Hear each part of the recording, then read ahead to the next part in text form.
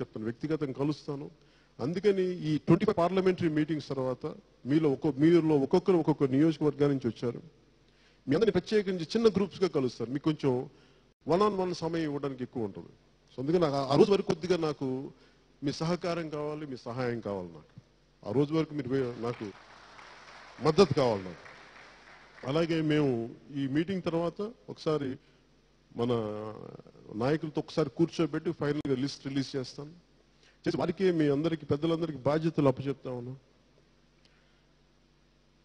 Booth కమిటీల దగ్గర నుంచి అన్ని మండల గ్రామ స్థాయి కమిటీలు, ఈ కమిటీస్ అన్ని మీరు వేయండి. దీంట్లో ఏదైనా తప్పొప్పులు ఉంటే ఒకవేళ మీరు ఏదైనా నాకే చెప్పుకోవాలి లేదంటే ఏమనంటే నేను అన్నయ్య నాగబాబు గారిని ఇలాంటి కోఆర్డినేషన్కి నేను నాగబాబు గారిని ఆ కమిటీకి నేను వారిని హెడ్ చేస్తాను.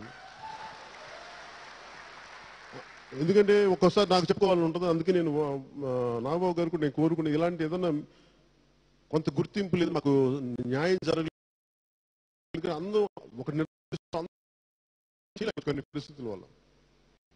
అందుకని దాన్ని దృష్టిలో పెట్టుకొని మీకు ఆ విధంగా కూడా మేము కలుస్తాను.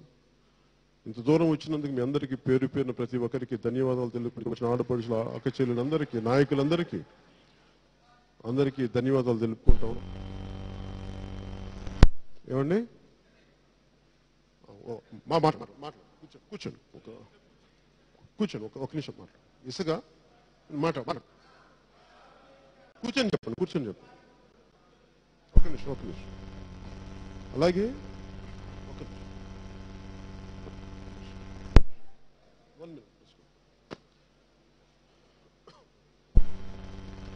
అలాగే ఇప్పుడున్న ప్రభుత్వం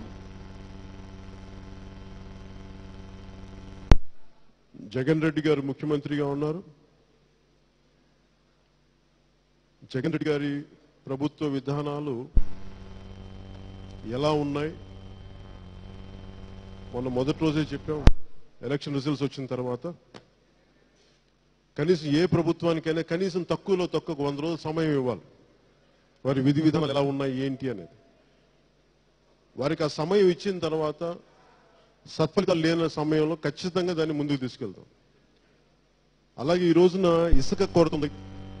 ఇసుక లేకపోవటం వల్ల తీయలేకపోవటం వల్ల ఇసుక రీచ్ల నుంచి చాలా మంది రోడ్ల మీద పడతా ఉన్నారు. కార్మికులు, భవన నిర్మాణ కార్మికులు కానీ, ఎందుకంటే మన ఆఫీస్ కూడా ఆగిపోయింది దానివల్ల.